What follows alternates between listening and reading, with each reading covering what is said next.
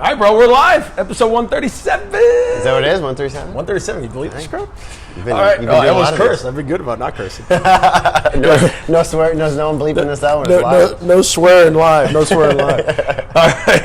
Hello, everybody, and welcome to the 137th episode of The Closer Club. My name's Alex Vidal. I'm your host. I also am the regional vice president for Coldwell Banker here in Dallas, Fort Worth. If there was ever a sign that we're in Dallas, check that out. That is where the Dallas Cowboys practice. That is their practice facilities, their headquarters, all that stuff. And we happen to be in the lounge area of a beautiful building where my guest lives. And his name is Jordan Espeseth. Jordan. Yes, sir. What's up, brother? Thanks for having me, brother. I'm glad to be here. It's good. Hey, dude. Now, so if you don't know who Jordan is, I know if you don't know who he is, you know what his publication is, Real Producers, DFW. He owns all of DFW. Featured a lot of our Coldwell Banker agents. Featured you? That's right. I should have had that, man. I don't know where I should have brought that. We could have right. I don't know when that was, but if you want to see me in a suit trying to do squats, it's in that publication. I was on it. That's right. That was a great shoot, by the way. Thank you. Yeah, of course. But now you're on the other side. That's right. Do you podcast a lot? I have a podcast tomorrow. Oh, really? Yep. Very cool. As a guest or a host? We host it every week. So I do it. I'm twice a week, but one of my staff members does it the week after me, and then another one the week after that. And so we have like Colleen Frost on tomorrow, and Andy Tuttle, one of our partners as well. So what do you try to cover? Let's talk about it. What do you do in your podcast? So we bring on, with Real Producers, we have best agents, best businesses that partner with us. And so I asked one of my partners to join me. We tell them to bring on an agent that they love and that they work with. And it's pretty organic, man. We just kind of jam out for half hour to 45 minutes and hear a bit about their journeys, their success, what they love about working together, and find out about what's created their success. And so it's pretty relaxed and chill, but it's good. How do the viewers find it? They can find it on Spotify. If they go to DFW Real Estate's Best, is what we call it, or you can type in Real Producers Podcast, it should pop up. But Spotify, iTunes. We post it live on our private page, but they can go to The Difference. It's powered by The Difference, and so they can go to The Difference podcast, and it's on the Facebook page there as well. Nice. Yeah. All right, Jordan. So how old are you? I'm 31. 31. You look like you're 21. Good jeans, dude. Good jeans. I like that now. I did not like that when I was 15. Yeah. How did you get into magazine publication? Doesn't everyone grow up wanting to start a physical magazine? I grew up in northern Minnesota. Okay. And so I actually went to college for 7 years. I worked for 7 months with my degree, and then I went entrepreneurial. What's your degree in? I bounced around. I was halfway through my Bachelor of Nursing degree. So I was on the medical surgical floor doing my clinicals and everything like that, and realized after I had a patient with C. diff, which if anyone knows what that is, that one patient was the camel that broke, or the straw that broke the camel's back, and I was like, I'm out. I'm done. Really? Well, I kind of jokingly say that. I just realized that like the standard 9-to-5 job always gave me anxiety, and I didn't like the idea of it. It made me. It felt. I mean, this is not against. There's nothing wrong with 9-to-5. It's a bunch of realtors watching this. They're not. 9-to-5. You have to find your personality, right, and what works. And if you're a realtor, probably 9-to-5s don't feel right for you either. And so for me, I just realized, but I didn't realize that growing up. Like I just assumed like I was never, my family wasn't entrepreneurial. I didn't really have people talking to me about entrepreneurship. I just thought you have to get a 9-to-5 job. And so that's what I thought the path was. And it ate at me. Like I just felt like this distaste for it. Sure. And when I was like 21, I got introduced to a network marketing company, which was the first time that I really was like, oh my God, you can make money outside of like a normal 9-to-5 job. And I loved it. Like I fell in love with that idea of it, and the personal development that came with it. And so but back to the schooling part of it. So I got a taste of it, but through schooling, I just realized like I didn't like it. So I got a random bachelor's degree. Long story short, from Fargo, North Dakota State University. Okay. I got a random bachelor's degree after 5 years. Still didn't know what I wanted to do. I had buddies that were getting into physical therapy, and I was like, that sounds good, but that's a doctorate, and I wasn't sold on it.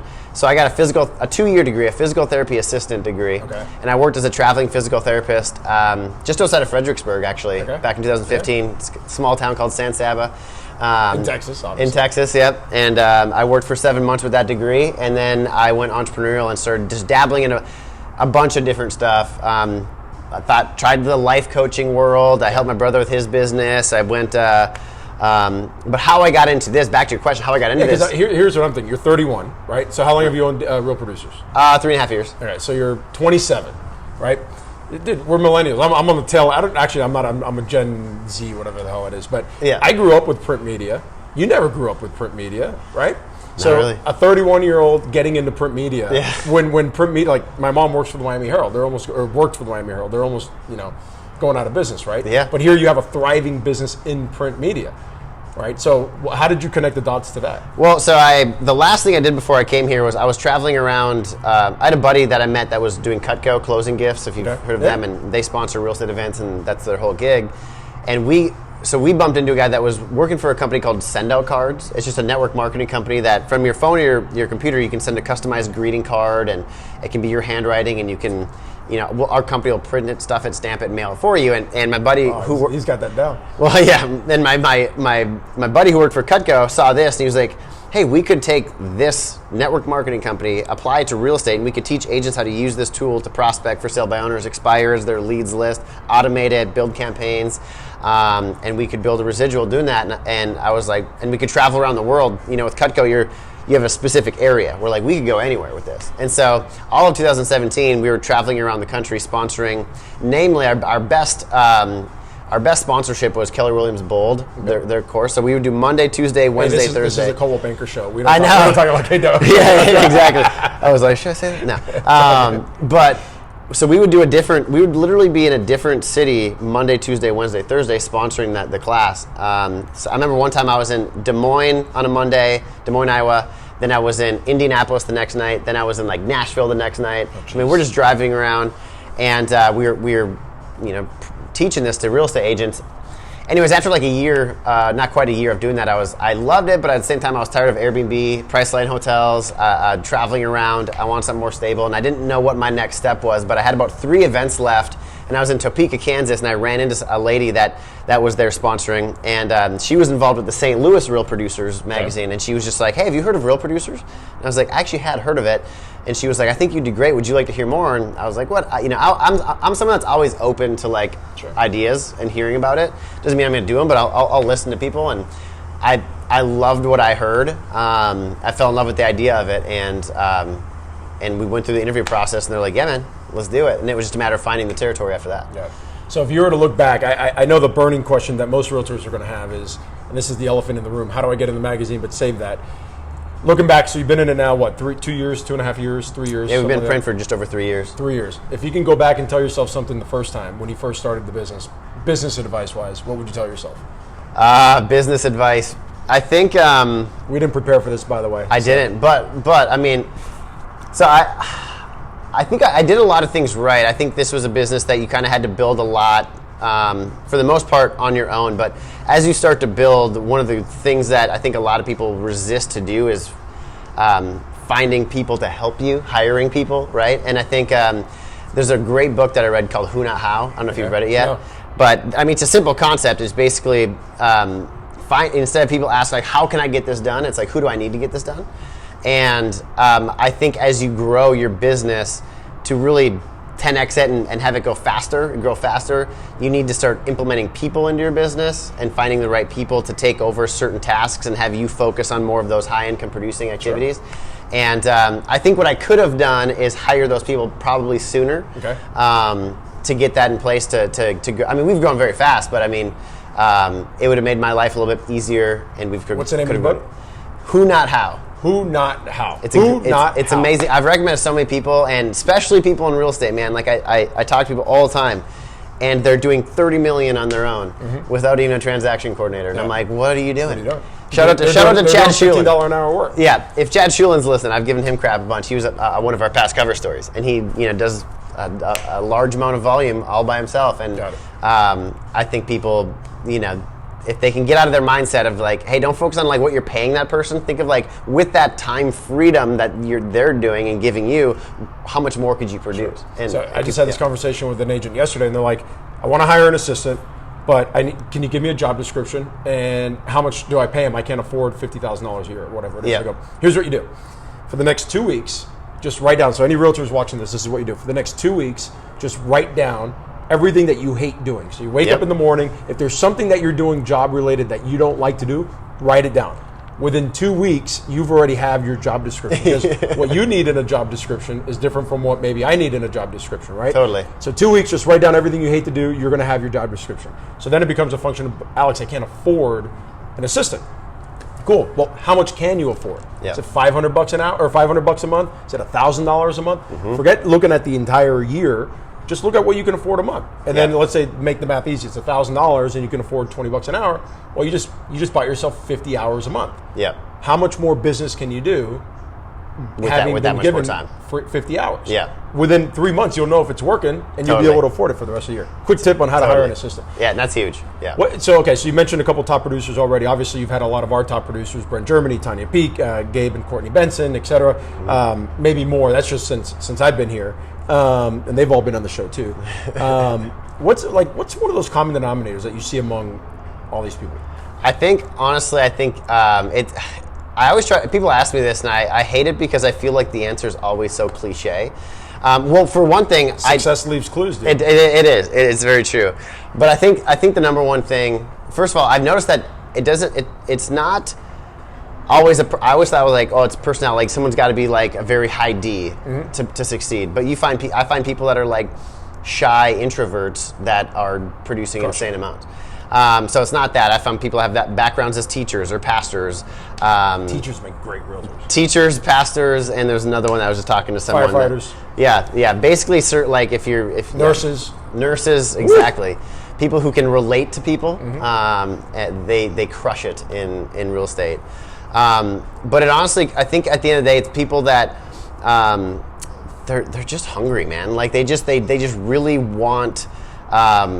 They really not only want success for themselves, but they want to provide a lot of value, and they have like a service.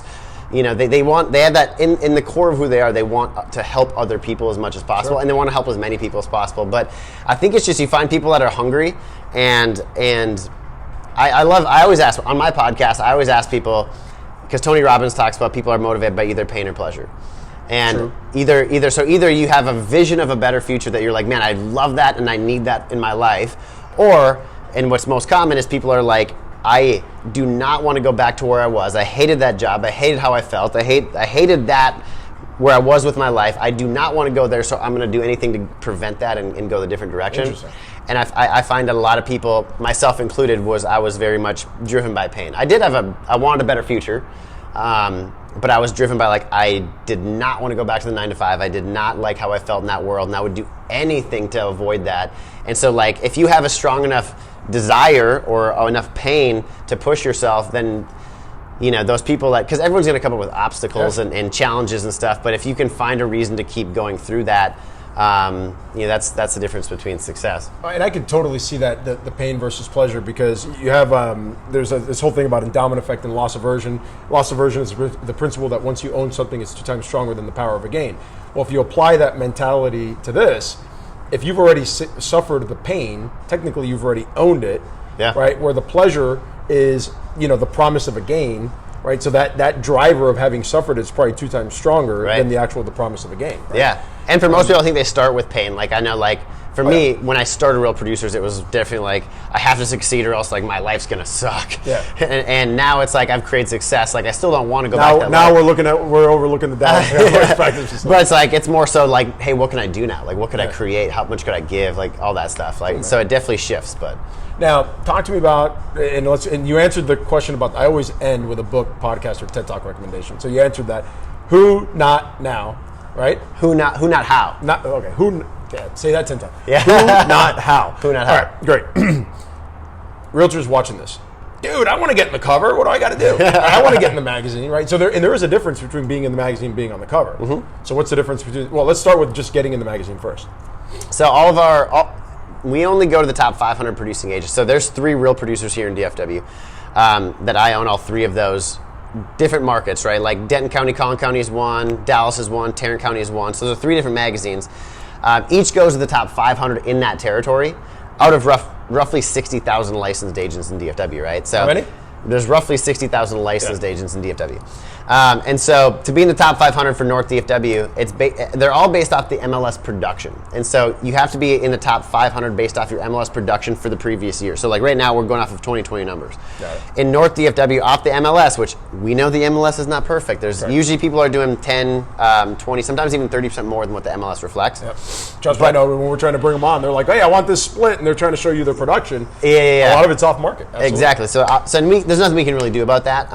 But in North DFW, it's about $9.5 million a year or more in production to be in the top 500. So that's one. If you're in that, you get the magazine for free every single month. It's your badge of honor for being in the top 1-2%, and you have the opportunity at that point to be featured.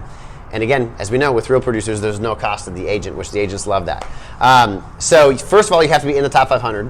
And then there has to be nominations. There has to be there's certain categories that we have. You mentioned cover versus not cover. All of our cover stories are in the top 100 on our list. So if you're 400 on our list, you can get featured, but it's not going to be on the cover. Maybe one day, if you get to that point, Brent Germany, I forget what he's on our list, 20 something. He's probably at this point this year, maybe last year. This year, he'll be even. I would tell you he's probably in your top 5. Yeah, and Germany's at 100 and something closed and pending right now. Yeah, right. It's nuts. And so to be on a cover, you have to be in the top 100.